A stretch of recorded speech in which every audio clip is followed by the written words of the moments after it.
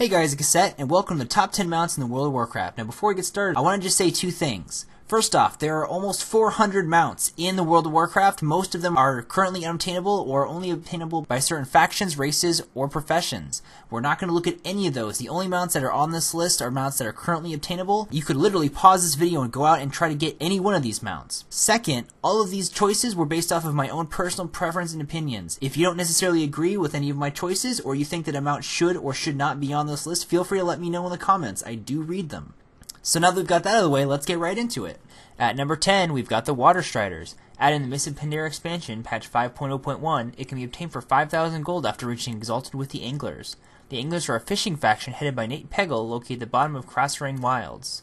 Currently, it's a completely unique model, so there are no reskin versions of this for any portion of the game. But that aside, it has the passive ability to walk on water. So if you're not a Death Knight or a Shaman, and you've always wanted to run on water, then this is the mount for you. It is worth noting, though, that the water walking effect does not work in any sort of battleground, arena, or any sort of instance PvP area, war games included.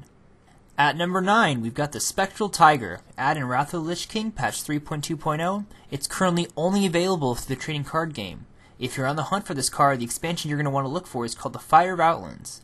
The average eBay buyout price for the specific mount is between $500 and $800 on average, making it one of the most expensive mounts in WoW to date.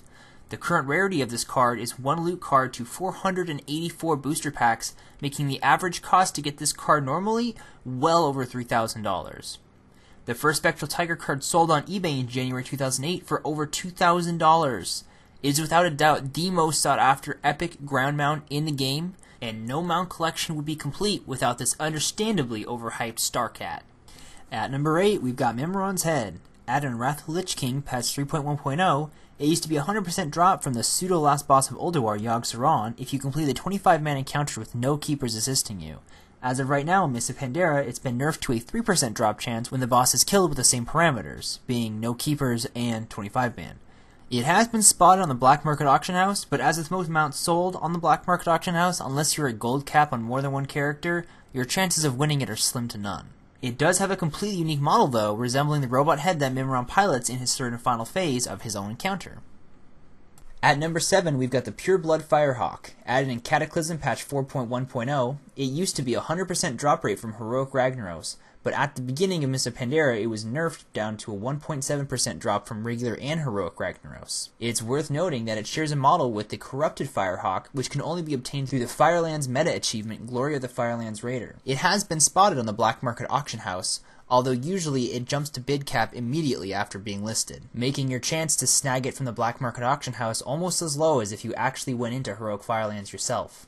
At number 6, we've got the Ultramarine Kuraji Battle Tank, adding Cataclysm patch 4.0.1. It can only be obtained through solving Tol'vir artifacts through archaeology. Tol'vir dig sites can only be found in the level 85 zone Oldham. You're probably going to spend a long time farming archaeology before you even discover this artifact. Once you have discovered it, though, it takes 150 archaeology fragments to solve, with 3 keystones. It does share the same model as the old AQ mounts like the red, blue, yellow, and black battle tanks, with the very distinct difference that you can ride it wherever you want, not just in AQ. At number 5, we've got the ONYXIAN Drake. Added in Wrath of the Lich King patch 3.2.2 with the new revamped Nyxia's lair, it has a 0.05% drop rate from killing Nyxia on both 10 and 25-man difficulties. It is currently one of the most unknown but still obtainable mounts in the World of Warcraft. It's so uncommon that most people don't even know it exists, and most servers haven't even seen it drop. At this point, though, it can be sold by most tank and range classes. It has been spotted on the Black Market Auction House, but with most of these items and mounts sold on the Black Market Auction House, it would probably be much faster for you just to farm it yourself instead of waiting for it to show up on the auction house only to be outbid instantly by some Chinese gold farmer.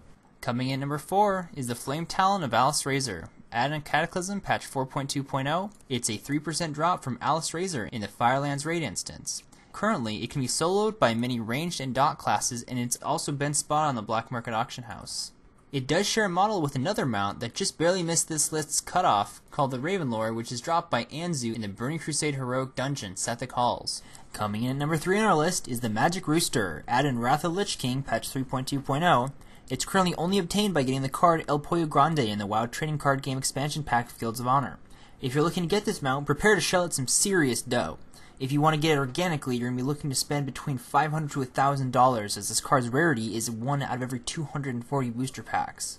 On a more economical note, though, you can buy this loot card by itself on eBay from between $200 to $400 on average. Number 2 is the Astral Cloud Serpent. Added in Mists of Pandaria patch 5.0.1, it is a 1.5% drop from Elegon's Cache, which is the chest that spawns after you defeat Elegon in Mogushan Vaults on either normal or heroic difficulty. It's worth noting that it cannot be obtained through looking for raid, and it can be obtained by using Greater Charms. It shares a model with most of the other serpent mounts that were added at the Mists of Pandaria launch, with the obvious difference being that it is not only transparent, but also made up of blinking stars. And number 1 on our list, the coolest, rarest, most expensive, and probably most overhyped mount in WoW is the Ashes of Alar. Added in the Burning Crusade patch 2.1.1, it's a 2% drop from Kel'Thuz's Sunstrider, last boss of the Burning Crusade raid instant Tempest Keep. It has been reported to show up on some very rare black market auction house listings, but because of the rarity and popularity of this mount, it is more than likely to hit bid cap within minutes of it going up. Between an extremely low drop rate and some pretty ridiculous anti-solo mechanics that Kel'Thuz's Sunstrider has, it's almost impossible to get this mount. Even if you manage to solo it, which is in itself quite a feat, even at level 90. You'll still be faced with a 2% drop rate and be extremely lucky if you manage to get it after a year of clearing this raid every week. That being said, this is pretty much the uncontested pinnacle of mounts in World of Warcraft. Between the difficulty, the rarity, and the downright beautiful aesthetic, this is without a doubt the best mount in WoW. So that's about it. Thanks for watching. If you like what you saw and want to see more, feel free to subscribe or check out some of our other videos, like our Downtime series where we go through and look at some interesting stuff that is sort of outside of the normal raiding and daily schedule that most people find themselves in every day.